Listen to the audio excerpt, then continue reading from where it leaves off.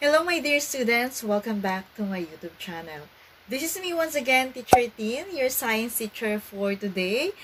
And for today's video, this is a continuation of our topic about the structure of an atom. And in our previous vlog, diniscuss natin yung iba't ibang laws of matter. But this time, we will be discussing about the discovery of J.J. Thomson about the electron. So without further ado, let's start with our discussion. But before that, if you are new to this channel, don't forget to subscribe, like, and hit the notification bell for more updates in Science 8.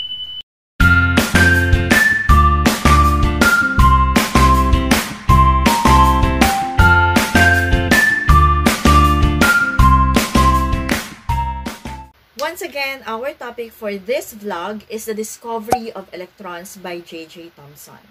Sino nga ba si J.J. Thomson? J.J. Thomson or Joseph John Thomson, he was born on December 18, 1856 and died on August 30, 1940. So, his nationality is British. Yeah, nanggaling siya sa England. J.J. Thomson, he was a physicist best known for discovering the electron in 1897. He showed that atoms are not indivisible as once thought, but are made up of smaller subatomic particles. He also proposed the plumb pudding model of the atom in 1904, where electrons are scattered inside a sphere of a positive charge. And he also worked on studying isotopes and the mass of spectrometer, which help identify different forms of elements. And the legacy of J.J. Thomson? He is remembered as the scientist who first discovered the electron, revolutionizing the study of atomic structure and marking the beginning of modern atomic physics. Now, let's proceed to the development or the discovery of electrons by J.J. Thomson. So, for a brief background, before J.J. Thomson works nung late 1800s, pinaniniwalaan na yung atoms were thought to be invisible and the smallest unit of matter.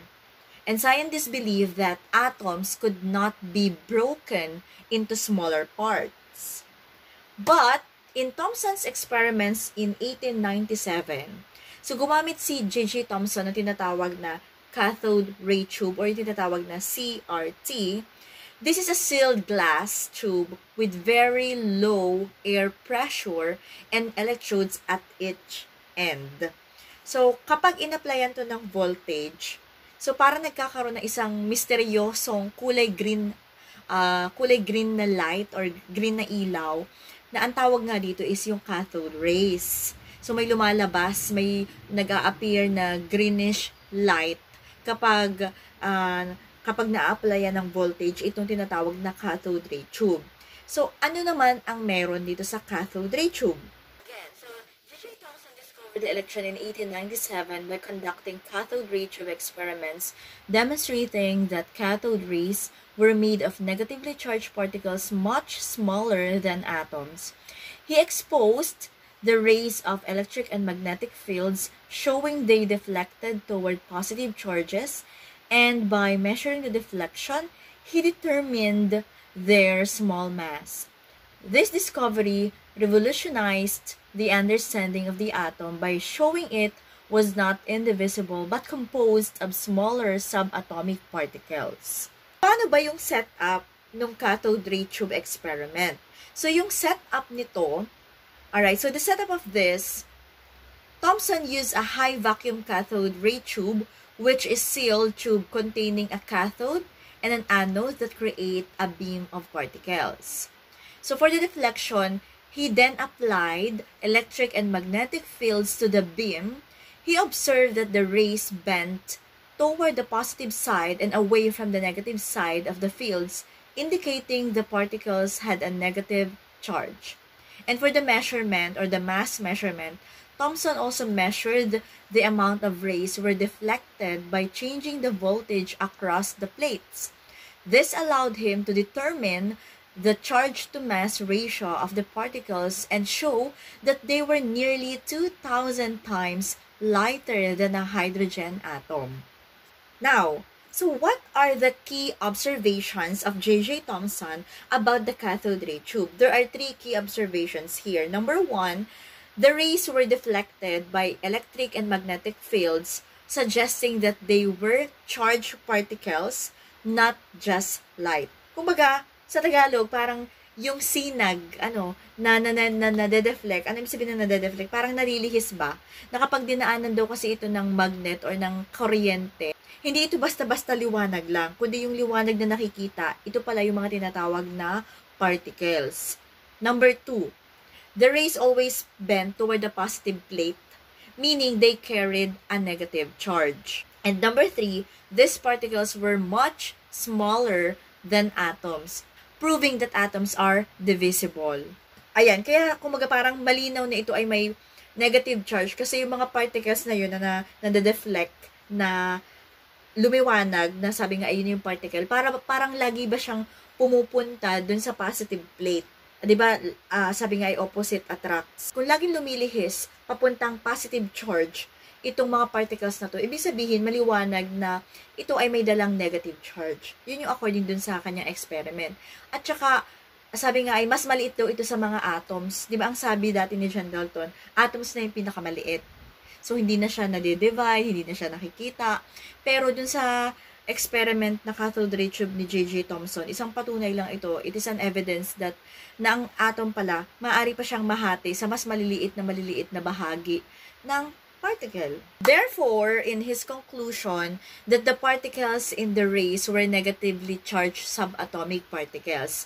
Kaya, tinawag din ito ni Thomson na corpuscles, but today, we called it as electrons. Yun na nga yung pagka-discover ng electrons. And what are the contribution to atomic model? So, that's why Thomson proposed the Plum padding model noong 1904, and he imagined that the atom as a positively charged padding with negatively charged electrons or plums embedded in it. At ano naman yung kahalagahan ng discovery ni J.J. Thomson using this cathode ray tube? So, na-discover kasi ni J.J. Thomson ng electron. It is the first evidence that atoms are made up of smaller subatomic particles. Kumbaga, hindi lang talaga atom yung pinakamaliit na particle, dahil yung atom pala ay meron pang maliliit na particle sa loob nun. And this changed the idea of the atom, at ito yung parang nagbukas ng pintuan para sa isang modern atomic theory. Alright, so let's continue with the Plum padding model. Nagtuloy-tuloy na yung discovery ni J.J. Thomson. So, after niya ma-discover ang electrons noong 1897, so, gusto niya i-explain kung paano ba yung mga electrons are naka-arrange inside the atom. Kasi syempre naging curious na yung mga tao, paano ba? So, paano naman, kung nakita mo na may atom sa loob, kung nakita mo na may electron sa loob ng atom, ano itsura nito? And this led to the Plum padding model of J.J. Thomson. So, ano ba yung description ng model na to? So, the atoms is like a sphere of positive charge, like the pudding. So, nakakita na kayo ng bread. Anong tawag dito? Nakakita na kayo ng yung bread na may raisin bread, yan. So, the electrons, the negative charge, are embedded randomly inside the positive sphere, like plums or raisins scattered in a pudding or a cake. Kita niyo itong cake na to or itong tinapay na to. So, yung mga raisins, yan yung parang negative charge. At yung nakikita yung buong tinapay, yan naman yung positive charge particle. Yun yung naging model ni J.J. Thomson tungkol sa Plum padding model. So, what are the key ideas about this? So, first, atoms are divisible and contain smaller particles. Number two, electrons are very small and negatively charged. And number three, the positive padding keeps the electron in place.